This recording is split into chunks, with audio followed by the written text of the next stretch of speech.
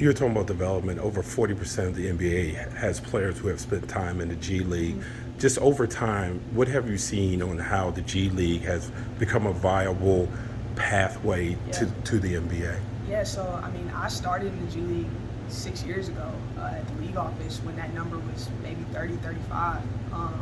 And so I think teams overall have just, put an investment into their G League affiliates, just, financially, structurally, communication-wise.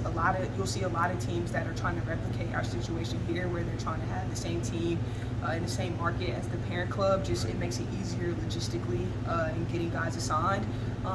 So I've seen that kind of increase. I've seen more just support from the NBA club in terms of just like having staff that can operate between both of the two teams in terms of maximizing the development for players. I've seen it all, and so I think as the G League continues to approach that sort of mentality in terms of the league not necessarily putting pressure on teams to do so, but making it easier for teams to do so, I think we'll continue to see that number go up. Honestly, is just being able to do that. And how do you balance between having guys on the roster that have viable NBA experience, but then a guy that maybe does not, this kind of a rookie that's been overseas? Kind of what's your philosophy on getting the balance of experience, but also having young players? Yeah, I mean, I think we do it really, really well.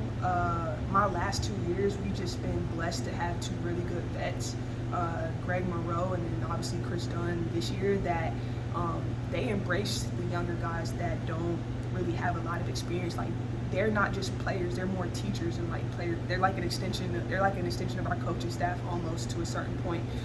So being able to really see that and then take those guys under their wing, I would say it kind of accelerates their growth both on the floor and both from a mental standpoint. So that's kind of how we balance it. Is like, I think we always try to have a really, really solid vet, and then honestly, again, the way our roster started last year, it forced those guys to grow up quickly. Like, they were thrown in the fire immediately. I mean, first game. So to see the growth that Jordan Goodwin and Jordan Shackle had, in just a year's time, like, is really amazing. And then I don't want to overlook Craig Sword. Like, Craig Sword is the glue to our team, and he is the epitome of a G League vet. And so he is the first one that is usually the first one to speak to a rookie when he comes in, because he's been through this, multiple times. So he's really good at acclimating those guys to the G League just from his experience. So we just have a really cohesive unit, and so that balance just kind of, takes care of itself. And so we also just, make sure we give those guys a little bit of grace, understanding that they're rookies coming in. Mike's great with that.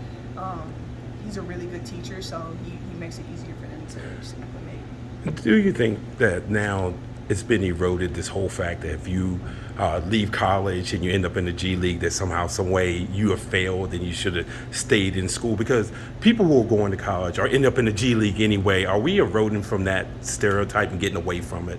Yeah, I think the narrative has changed, first and foremost, because the talent in the G League has changed. Like, the G League is the second best league in the world to the NBA in my opinion. And this is not to knock the international leagues, because Euro League's amazing and Euro Cup's amazing, and like all these things are really competitive overseas. But I mean, if you watched the Ignite play Metropolitans, like, and you saw Scoot Henderson and Victor Wembanyama competing against each other, like, the talent is no slouch in the G League. And that's what I tell our guys. Like, Chris knows this, but I tell our guys, like, I don't know what your expectations are in the G League or were in the past, but every night it's going to be a dogfight. Like, there are guys that are trying to take what you have, that are trying to make it just as much as you. You're not going to have an off night or a quiet night here in the G League. You're going to have to compete every night. And so I think that, coupled with the fact that we've changed how we talk about the G League, just in terms of, like, even with the Wizards, we don't say going down to the G League. We say you're going with the go-go. You're going across the gym to the go-go. You're going on it, like, removing that demotion type of terminology from the conversation really, really helps as well. And I would hope that, most teams continue to adopt that as well. But we also have player advocates too, that are saying, like, look, like, the G League is a chance for me to go get reps that I would not get otherwise. And so it's a chance for me to work on my game. so the last 2 years, like we've had guys that wanted to come that don't have any problem with being in the go-go. So